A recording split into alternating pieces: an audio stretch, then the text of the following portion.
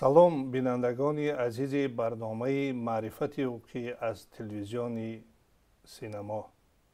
پیشوای ملت پرزیدنت جمهوری تاجیکستان محترم امامعلی رحمان در برآمد خود بخشیده به 15مین سالگرد کنستیتوسیون جمهوری تاجیکستان تاکید نموده بودند که احترام، رعایت و اجرای قانونها، کنستیتوسیا و دیگر سندهای معیاری حقوقی از جانب کارمندان مقامات دولتی، شخصان منصبدار و شهروندان معرفت بلند حقوقی را تقاضا می نماید. امروز برای تحلیل نمودن معیارهای علایده کنستیتوسیون کشور ما به استودیو دعوت نموده ایم ملیکوف عمرالله اسداللهویچ، دکتر علمای حقوقشناسی، پروفسور را. خوش آمدید استادی عزیز. سلام علیکم. باید تاکید نمود که کنستیتوسیون کشور فراگیر کلی معیارهای حقوقی می باشد که در دیگر ساحه‌ها آنها مورد استفاده قرار داده می شوند و اعلان گردیدن سال معرفت حقوقی سال 2024 بار دیگر شهروندان را مسئول می نماید که از این مقررات کنستیتوسیونی برخوردار باشند. امروز می خواستیم اندیشه شما را عاید به معرفت حقوقی و معرفت حقوقی مدنی شهروندان شنویم.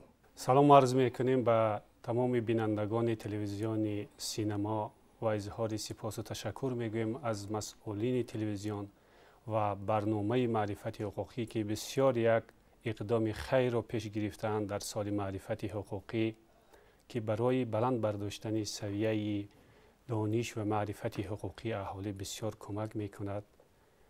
قابل ذکر است که پیشوای ملت پرزیدنت جمهوری تاجیکستان محترم امامعلی رحمان سال 2024 را با اقدام خیش همچون سال معرفت حقوقی اعلان کردند و این بسیار رمزی و تاریخی می باشد، چون که ما دولت دموکراتی و حقوق بنیاد ساخته ایستاده ایم که به معرفت حقوقی، به دانش‌های حقوقی این غیر امکان است.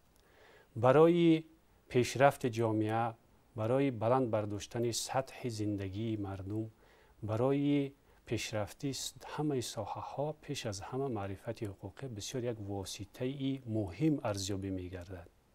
از همین خاطر نه تنها سال 2024 و از این بعد هر روز و هر کار ما باید در محور معرفت حقوقی صورت گیرد و البته در سرهنگ، یعنی در سطر اول معرفت حقوقی این معیارهای کنستیتوسیا می ایستد، چون که کنستیتوسیا معین کننده حقوق و آزادی های اساسی انسان و شهروند می باشد، معین کننده ساختار اداره کنی دولت می باشد و دیگر معیارهای دولت که در تمام ساحه ها اون تطبیق پذیر و حتمی و اجرا شونده باید باشد. البته ساحه های حقوق خیلی زیاد هستند. ساحه حقوق خیلی زیاد هستند. یک حکیم بسیار یک سخن خوب گفته است که از او اقتباس میاریم: در دنیا دو علم بزرگ است، یکی علم طب، دیگر علم حقوق. علم طب بزرگیش همین است که اگر انسان بیمار شود نزد طبیب می رود و طبیب با او درمان می بخشد و جسم او را شفا می دهد. اما وقتی بین انسان ها مشکلات پیدا می شود، بحث به وجود می آید، حقوق ویران کنی صورت می گیرد، یک مشکلات های به وجود می آید که به انسان ضرر می رسد، این مشکلات های جمعیتی، این دردهای جمعیتی را حقوق تبابت می کند.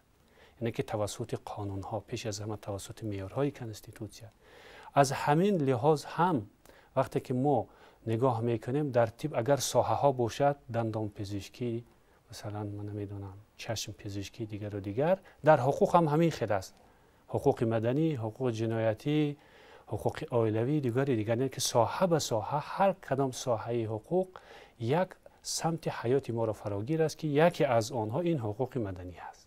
حقوق مدنی اصلا سر و کار دارد به مناسبت های مال و ملکی و شخصی غیر مال و ملکی ما، یعنی معین میکند که ما باید که با راه قانونی، با راه درست در چهارچوبه قانون باید که مناسبت های مال و ملکیمون رو برآوریم و آن حقوق های شخصی غیر مال و ملکی که داریم اون رو هم در چهارچوبه قانون باید که تطبیق نماییم. وقتی که سخن سر مسئله معرفت حقوقی شهروندی می رود یا مدنی می رود، پس چنانه که شما ذکر نمودید وارد شدن انسان به مناسبت‌های مال و ملکی و شخصی غیر مال و ملکی او را عهده‌دار می‌کند که از این قانونگذاری برخوردار باشد.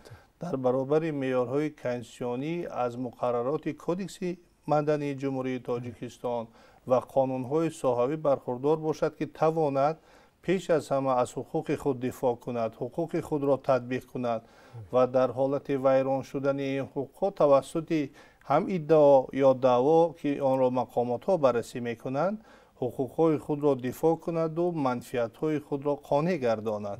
از نگاه تصنیفات که امروز در کنستیتوسیون کشور باب دوم حقوق آزادی و عهده‌داری های انسان است، حقوق های اقتصادی، سیاسی، اجتماعی و فرهنگی جای دارند. اما تصنیفات وابسته به ساحه های حقوق باشد، حقوق های مدنی، حقوق های مأموری، حقوق های عائلوی و دیگر حقوق ها، مهنت، تأمینات اجتماعی جای دارد. میخواستیم اندیشه شما را عاید به مقررات کنستیتوشنی در سمت حقوق های مدنی شنویم. چنانکه که شما ذکر کرده در باب 2 یک قطار معیارهایی است که پیوسته به حقوق‌های مدنی متعلق هستند. خصوصا ماده 32 کنستیتوسیون بخشیده شده است به حقوق به مالکیت، که مالکیت اساس مادی زندگی هر یک انسان هست و اگر توجه نماییم به مالکیت دو مسئله بسیار مهم هست. یکم با راه قانونی به دست آوردن مالکیت، دوم اون را طرز باید استفاده کردن در کار است که به دیگرها ضرر رسانده نشود.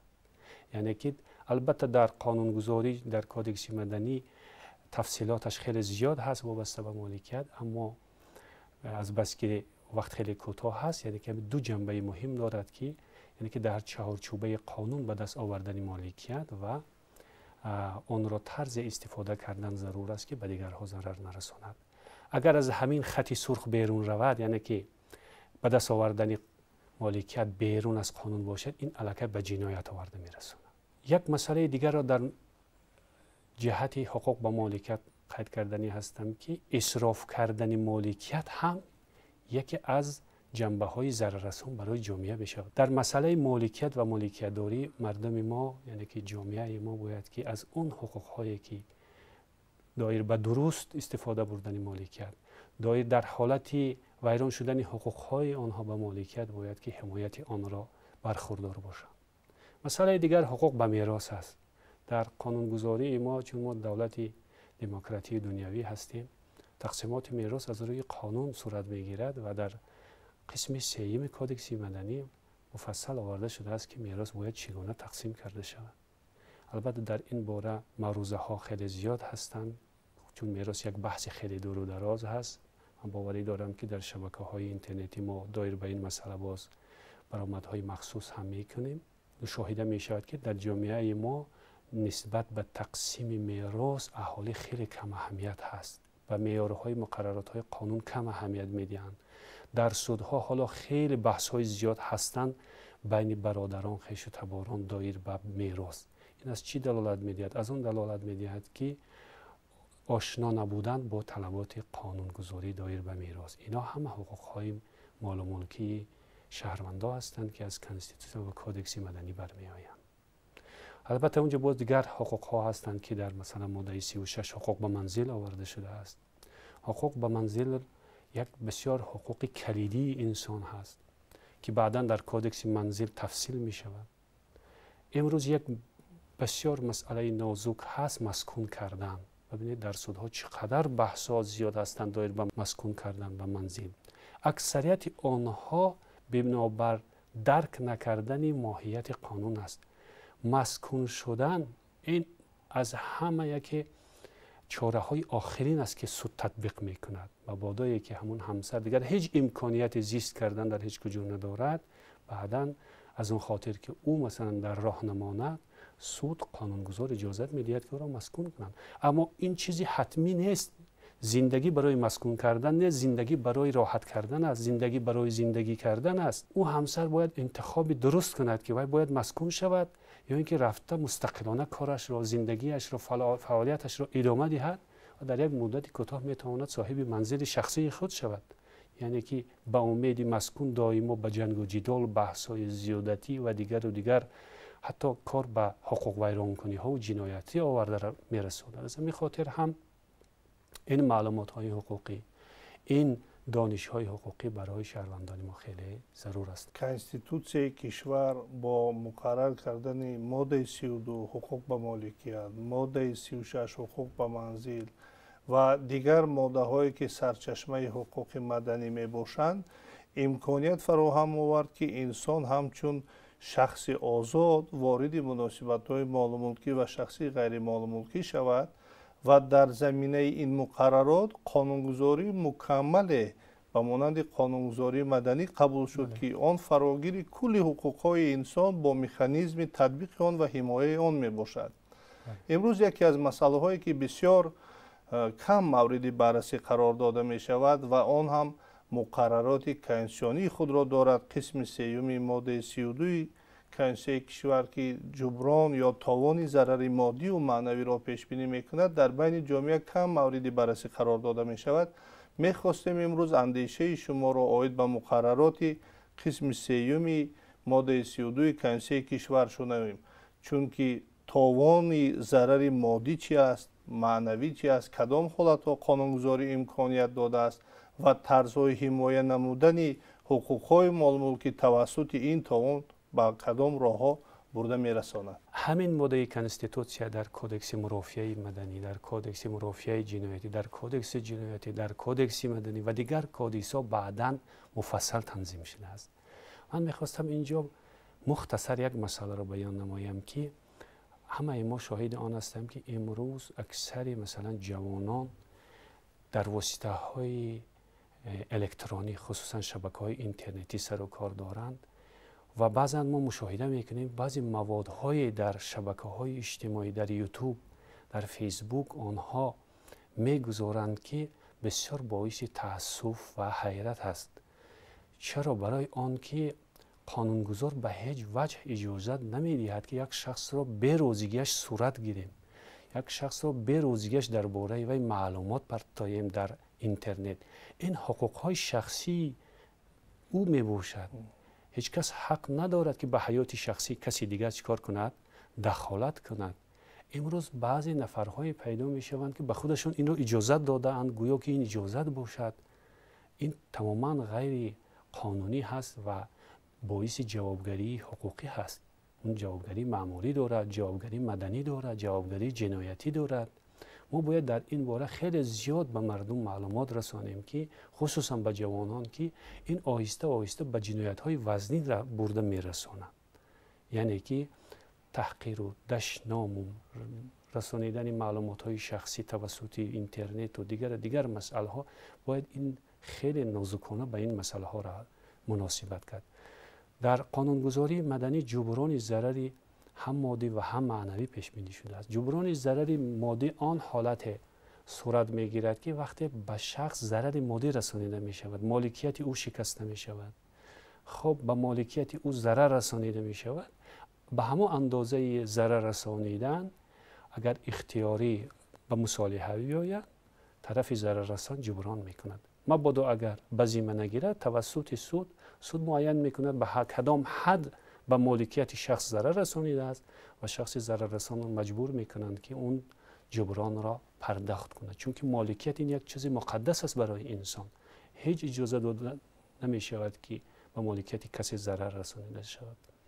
دیگر جنبه این مسئله جبران ضرر معنوی. جبران ضرر معنوی از جبران ضرر مادی دیده مرکب تر است. برای چی؟ برای که وقت مالکیت شکسته می شود معلوم است که در بازار اما مالکیت چند سوم است، چند مبلغ می ایستد، مبلغ همو پرداخت می شود با همین طرف ها حسابی. اما وقتی که معنویت انسان ضرر می بیند، وقتی که سلامتی انسان ضرر می بیند، وقتی که روح و روان انسان ضرر می بیند، معین کردن حالتی برقرار کردن آن و تاوان آن خیلی کار مشکل است، چون که انسان از انسان فرق می کند. هر یک انسان به ذات خود یک شخص انفراد هست، یک مشخص هست، طبیعت خود را دارد، خصلت و عملهای خود را دارد، فکرانی خود را دارد، سین و سال خود را دارد، جنسیت و ملیت خود را دارد. ببینید چقدر عامل‌های هستند که شخص را در جامعه یعنی که فردی می کند. از همین خاطر هم در ماده 5 کنستیتوسیون آورده شده است که انسان حقوق و آزادی های او ارزشی عالی می باشند و دولت با واسطه های گوناگون این ارزش عالی را چیکار میکند؟ محافظت میکنند. از همین خاطر هم خصوصا به همین حالت ها جوان ها باید بسیار دقت دهند که هیچ عمل در شبکه های اجتماعی، هیچ عمل در حیات واقعی به عاقبت نمیماند. یک روز نه یک روز باعثی حتما به جوابگری کشیدن میرساند. بیهوده مثلا هزارها سال پیش در تعلیمات زردوشت نگفته بودند که گفتار نیک، پندار نیک و رفتار نیک، یعنی که اگر همیشه اونسو تا حالا هم آنها ارزش های خود را گم نکردن در حیات ما، هم در حیات واقعی و هم مثلا حاضر چخیلی که بسیار مود شده هست، حیات آنلاینی میگن، در اون هم باید رعایت شود. اگر انسان با نظر داشت دانش های واقعی حقوقی خود وارد مناسبت ها شود، او علاقه پیخست می کند که در کجا تا کدام حد حقوق های او تطبیق می شوند و از کدام دایره اون جانب او علاقه ضرررسانی به حقوق دیگر می گردد. از نگاه دولت دموکراتی هم امروز چارچوبه هست که ما می توانیم حقوق خود را تا آن حد تطبیق نماییم که ضرر به حقوق دیگر نباشد و در ماده 32 کنستیتوسیون جبران ضرر مادی و معنوی نوابسته از سوبیکتان از جانب دولت کفالت داده شده است. پس مقامات دولتی از حزب‌های سیاسی، از اتحاد جمعیتی است یا شهروند علاوه است، حتما جبران آن را طلب می‌کنند و می‌گیرد و بهبودی یا اینکه برتری قانونگذاری مدنی نیز در آن میباشد که جبران همه گونه ضرررسانی در شکل مادی براه مانده می شود. امروز یکی از مسائلی که در بین جامعه نادرست فهمی جای دارد اجرا نکردن عهده‌داری ها است. چنانکه که پیشتر هم ذکر نمودیم در کنستیتوسیون کشور در برابر حقوق و آزادی ها عهده‌داری های می ایستند که شهروند باید آن را حتما رعایت کند. میخواستیم امروز سر مسئله عهده‌داری های مدنی شهروندان همچون شخصانی دارای معرفت سطح بلندی حقوقی سخن رانید. مسئله حقوق و عهده‌داری این مثل دو طرف یک تنگه هستند. خب اینا به یکدیگر هیچ نمیتونند که ارزی وجود داشته باشند، چون به اجرای عهده‌داری امکانیت پیشبردی انمون مقصد و هدفها از بین می رود. خودی حقوق مدنی یکی از معنایاش همین هست که ما در نزد جامعه مدیون هستیم، یعنی که عهده‌دار هستیم که آنها را احترام کنیم، حقوقهای آنها را، آزادیهای آنها را، شأن و شرف آنها را باید چیکار کنیم؟ احترام کنیم. احترام جامعه، احترام اعضایان جامعه، این عهده‌داری هر یک ما هست و برای همین هم از خود نام مدنی، یعنی که یکی از پهلوهای معنای و مضمونش مدیون بودن، همین را افاده می‌کند، یعنی که عهده‌داری را افاده می‌کند. عهده‌داری ها در دایره حقوق مدنی پیش از همه از شرطنامه ها به وجود می‌آید. ببینید که بستن عهد ملت تاجیک بسیار یک عنعنه بسیار تاریخی و نیک دارد که بسیار در عهد وی هستند، استوار و با وفاگی. در اگر ادبیات های کلاسیکی ما را اگر نظر نماییم چقدر در این مسئله گفته هستند، تاکید کرده هستند. عهد نابسته از آن به که به بندیان نپایی. وقتی که در دایره شرطنامه ها ببینید قانونگذاری مدنی زیاده از 60 نمود شرطنامه ها را پیش بینی کرده است. وقتی شرطنامه ها بسته می شود، اما عهده‌داری هایی که از شرطنامه به وجود می آید باید حتما رعایت شود که این برای قانع کردن طرف ها، منفعت طرف ها بسیار نقش کلیدی می بازد. دیگر عهده‌داری ها از قانون برمی آید. در قانون ها نوشته شدند مثلا عهده‌داری هایی که در حالت رسانیدن ضرر، وقتی ضرر رسانیده می شود باید دیگر جای بحث نباشد، خود همون شخص ضرر رسان به حد مدنی باشد که باید عذر پرسیده همون ضرر را جبران کند. پس در جامعه دیگر مشکلات به وجود نمی آید. اما مشکلات ها اون بحث های سوری که اکثرا به وجود می بیاین از نافهمیده، از درک نکردن همین مسئله هست. یعنی که ضرر می رسانند با طرز بعضا خودشان را نمایان میکنن که گویا هیچ کار نشده است، بزیمه نمیگیرند، حتی عذر نمیپرسند، بخشش نمیپرسند از همون نفری که او را مثلا اذیت دادند. یعنی که این عهده‌داری های مدنی هستند که چی از قانون به وجود می آید، چی از شرطنامه به وجود می آید، چی در نتیجه رسانیدن ضرر به وجود می آید. این عهده‌داری ها باید با وجدانانه، این بسیار نقطه کلیدی و تاکید پذیر است که با وجدانانه باید که اجرا کرده شود. این هم برای خود همون شخص ضرر رسان و هم برای شخص ضرر دیده فایده دارد. وقتی شخص با وجدانانه کمبودیش را اصلاح میکند، حیات من بعده اونها به مجرای مقرری برمیگردد. اما وقتی اونها مثلا وقت ضرر رسان این کمبودی را به ذمه نمیگیرد، این بحث سالیان زیاد وقتی اونها را میگیرد، مبلغ صرف میکنند، خراجات میکنند، یعنی که بسیار به حیاتشان چی خلل وارد میکنند. یعنی درک عهده‌داری و اجرای اون حیات انسان ها را خیلی راحت میبخشد. تشکر زیاد. واقعا امروز اگر نفری خواهد که در جامعه همچون انسان کامل، همچون انسان آزاد، بدون تهدید از مقامات دولتی زندگانی کند، زندگی خود را در اساس کنسیه و قانونهای جمهوری به راه میماند و همچون شهروندی قانون رعایت کننده فعالیت میکند. این روز چنان باید شخص رفتار کند که همچون اعضای جامعه، همچون شهروندی تاجیکستان که به خود میخواهد که چگونه آبرو داشته باشد، به او ضرر نرسانند، مالکیت او را تهدید نکنند و غیره، و همون چیزی که نسبت خود خواهش دارد باید به دیگران نیز همون گونه عمل نماید. و وقتی که چنین عمل نمود، علاکه وی همچون شهروندی دارای معرفت حقوقی سطح بلند از جانب دیگران معرفی کرده می شود. یادآور می شویم که امروز در برنامه معرفت حقوقی شرکت نمودند دکتر علم حقوقشناسی پروفسور ملیکوف عمرالله اسداللهویچ. باری دیگر به شما منتداری بیان می نماییم جهت اشتراک و شرح معیارهای کنسیه کشور. بینندگان عزیز، با این برنامه نوبتی معرفت حقوقی به سامان می رسد. خیر تا برنامه های دیگر.